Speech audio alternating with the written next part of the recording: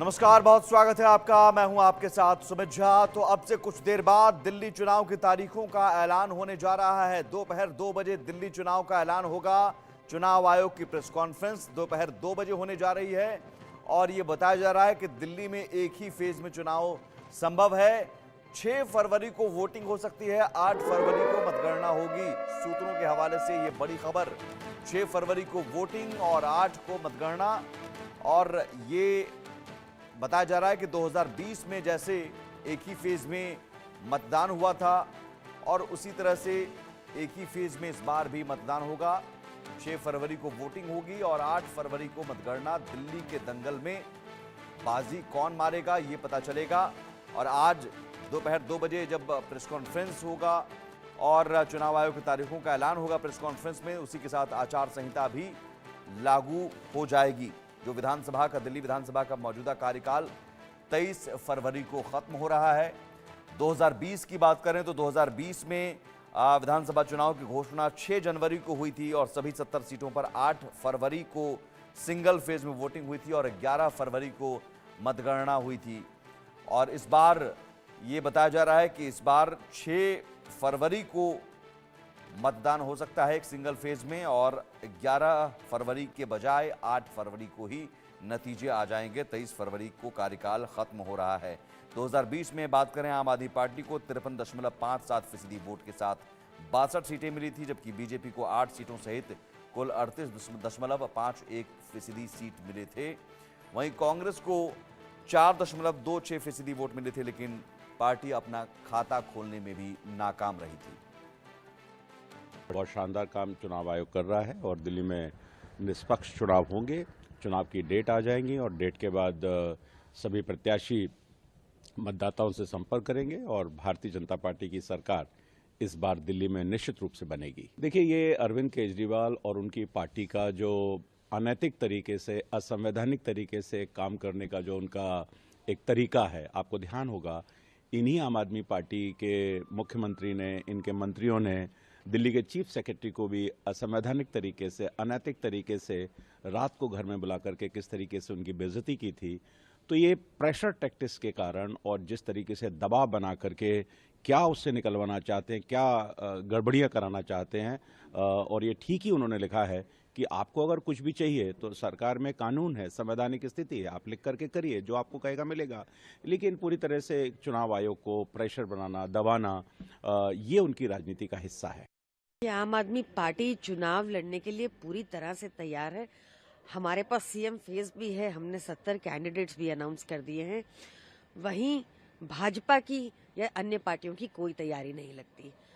हम चाहेंगे कि हम उम्मीद रख सकते हैं कि इलेक्शन कमीशन एक fair and free and fair elections conduct करेगा एंड दिल्ली की जनता भारी प्रचंड बहुमत से चौथी बार से फिर से अरविंद केजरीवाल जी को ही जिताएंगे। देखिए, आज से दिल्ली प्रदूषण मुक्त, भ्रष्टाचार मुक्त होने जा रही है। बहुत सालों से दिल्ली के लोग इंतजार कर रहे हैं कि दिल्ली में फिर से खुशहाली वाली दिल्ली आए, हरियाली वाली दिल्ली आए।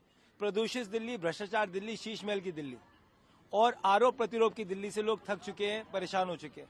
अब दिल्ली विकास की ओर जा रही है। वेट कर रहे हैं चुनाव की डेट के अनाउंसमेंट की और वेट कर रहे हैं चुनाव लड़के वापस जीत के दिल्ली के लोगों के काम करने की। और दिल्ली के दंगल में अब तक आम आदमी पार्टी ने सभी 70 सीटों पर उम्मीदवार उतार दिए हैं। हालांकि बीजेपी की एक ही लिस्ट आई है, कांग्रेस ने भी 48 कैंडिडेट्स उतार दिए हैं। तो जो प्रमुख सीटें हैं, जो हॉट सीट हैं, उनमें किस तरह की टक्कर होने वाली है ये आपको बताते हैं। नई दिल्ली विधानसभा सीट, जिस पर सबकी नजरें टिकी रहेंगी।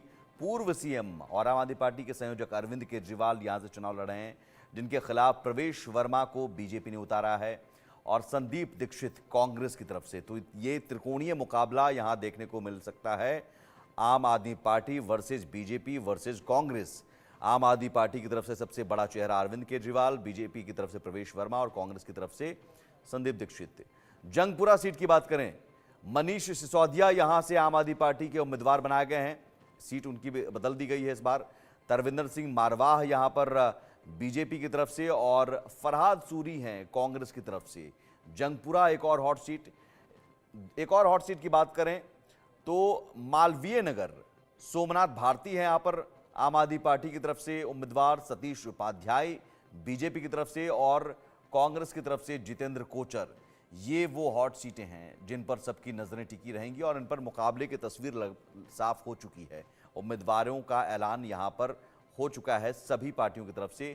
बीजेपी, कांग्रेस और आम आदमी पार्टी ने अपने उम्मीदवार उतार दिए हैं। पटपड़गंज भी एक सीट इस लिहाज से क्योंकि यहां पर अवध ओझा को उतारा गया है। अवध ओझा जो मोटिवेशनल स्पीकर या फिर एक शिक्षक के तौर पर अब तक रहा है उनका करियर, बहुत सारे रील्स हम देखते हैं अवध ओझा के, लेकिन अवध ओझा का अब नेता वाला रूप जो है वो नजर आएगा इस चुनाव में। अवध ओझा को आम आदमी पार्टी ने उतारा है पटपड़गंज से। सामने रविंद्र सिंह नेगी बीजेपी की तरफ से और अनिल चौधरी कांग्रेस की तरफ से मैदान में हैं। तो पटपड़गंज में क्या समीकरण रहेगा इस बार? अवध ओझा के आने का फायदा क्या आम आदमी पार्टी को होगा? और जो मोटिवेशनल स्पीकर के तौर पर अवध ओझा दूसरों को मोटिवेशन देते थे, क्या खुद मोटिवेट हो पाएंगे? कालका जी जो यहाँ पर मौजूदा सीएम आतिशी हैं, आतिशी यहाँ से चुनाव लड़ रही हैं और सामने है रमेश बिधूड़ी, लेकिन अलका लांबा को कांग्रेस ने उतारकर मुकाबले को दिलचस्प बना दिया है। अलका लांबा जो कि पहले आम आदमी पार्टी में थी, वहां से विधायक भी चुनी गई थी, विधायक रह चुकी हैं, फिर वो कांग्रेस में आई आम आदमी पार्टी पर तमाम आरोप लगाकर, और कांग्रेस से अलका लांबा को कालका जी में आतिशी के खिलाफ उतारा गया है। लेकिन सामने यहाँ रमेश बिधूड़ी को बीजेपी ने उतार दिया है जो सांसद रहे हैं 2 बार के। तो अब यहाँ ये वो हॉट सीट हैं जिस पर सबकी नजरें टिकी रहेंगी। सवाल ये भी कि अरविंद केजरीवाल का चेहरा एक बार फिर से काम आएगा, मुफ्त योजनाएं काम आएंगी, या फिर आपदा, जो प्रधानमंत्री नरेंद्र मोदी ने इस शब्द का जिक्र करके कह दिया कि आम आदमी पार्टी यानी आप जो है वो दिल्ली में आपदा लेकर आई, या फिर कांग्रेस यहां कुछ कमाल कर सकेगी क्योंकि पिछले 2 विधानसभा चुनाव में तो खाता नहीं खुला। हमारे साथ इस वक्त तमाम जो पैनलिस्ट हैं वो जुड़ चुके हैं। अजय शेरावत हैं बीजेपी के प्रवक्ता, हरनाम सिंह हैं कांग्रेस प्रवक्ता, संजीव कौशिक हैं आम आदमी पार्टी के प्रवक्ता, हिमांशु भट्ट हैं वरिष्ठ पत्रकार, आलोक मेहता हैं एडिटोरियल डायरेक्टर। मैं सियासी बहस में जाऊं उससे पहले आलोक जी, सवाल आपसे ही, इस बार का चुनाव अरविंद केजरीवाल के लिए भी साख का सवाल है, क्योंकि वो जेल से जब बाहर निकले तो यही कहकर उन्होंने इस्तीफा दिया कि अब मैं कुर्सी पर तभी बैठूंगा जब जनता मुझे प्रमाण पत्र देगी ईमानदार होने का। और दूसरी तरफ बीजेपी यानी पीएम मोदी कह रहे हैं आपदा। लेकिन इन सब के बीच या चुनाव इस बार आप कह रहे हैं ये मानकर चला जाए कि महिला वोटरों का एक बड़ा रोल होने जा रहा है, जिस तरह महाराष्ट्र में हमने देखा, और 2100 रुपए महिला सम्मान राशि, कांग्रेस भी अब कह रही है कि हम भी पैसे देंगे।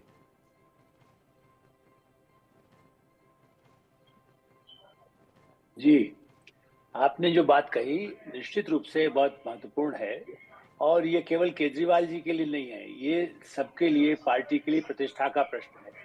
दिल्ली में वर्षों से मदन लाल खुराना और साहब सिंह के बाद जिस तरह की स्थितियां रही, शीला दीक्षित जी 15 साल रही, अब तीनों पार्टियों के लिए मैं तो मानता हूं कि चुनौती बहुत बड़ी है। आम आदमी पार्टी का तो अस्तित्व का ही सवाल है, क्योंकि राष्ट्रीय पार्टी तो अब तक बनी रहेगी। आम आदमी पार्टी कुछ राज्यों में अभी आई है, और उसका कुछ राज्य क्या कहिए, खाली पंजाब पास में उनको लगता है कि हम उसके बाद राष्ट्रव्यापी होंगे।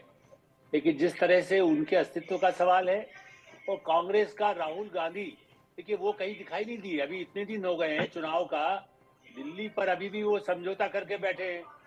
ये एक आश्चर्य की बात मुझे लगती है कि जिस तरह से, यदि अपनी संदीप दीक्षित सक्रिय हुए हैं, चुनाव लड़ रहे हैं, लेकिन क्या ये अलका लांबा, उनको मैदान में खड़ा कर दिया। अलका लांबा पहले भी कांग्रेस में रही, उनको ऐसे जगह खड़ा कर देते हर बार कि आप यहाँ से चुनाव लड़िए, वो आम आदमी पार्टी का भी जानती है।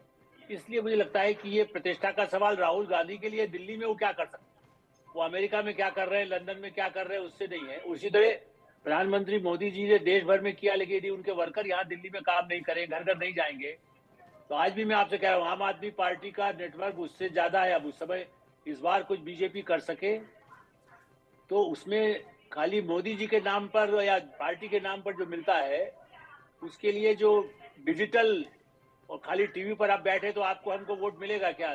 10 वोट नहीं मिलेंगे। जनता के बीच जाकर के लोगों का संपर्क यदि नहीं होगा, उनकी समस्या नहीं सुनेंगे, राशन कार्ड लोगों का नहीं मिला, मकान नहीं मिले, बिजली नहीं मिली, उनका दर्द सुनेंगे, वरना क्या होगा कि वो जैसे पिछली बार भी लोकसभा चुनाव के समय किया, वो अल्पसंख्यकों का वोट या उनको फॉर्म भरवा लेंगे, कहेंगे तुमको 5,000 रुपये मिलेगा, 10,000 रुपये मिलेगा, 50,000 मिलेगा, मुफ्त हो जाएगा। तो उसमें भी आम आदमी पार्टी का अपना वोट फिर भी बना रह सकता है। इसलिए बीजेपी के लिए भी बहुत बड़ी चुनौती है। दिल्ली में उनको करके दिखाना पड़ेगा कि हाँ, जो पहले के नेता करते थे घर घर जाकर के, वो हम काम करके आपके लिए मदद करेंगे। जी, प्रतिपक्ष में है, खाली निगेटिव कहने से वोट नहीं मिलता है। पॉजिटिव आप क्या दे सकते हैं? विकास ही सबसे बड़ा मुद्दा देश भर में अब बन चुका है।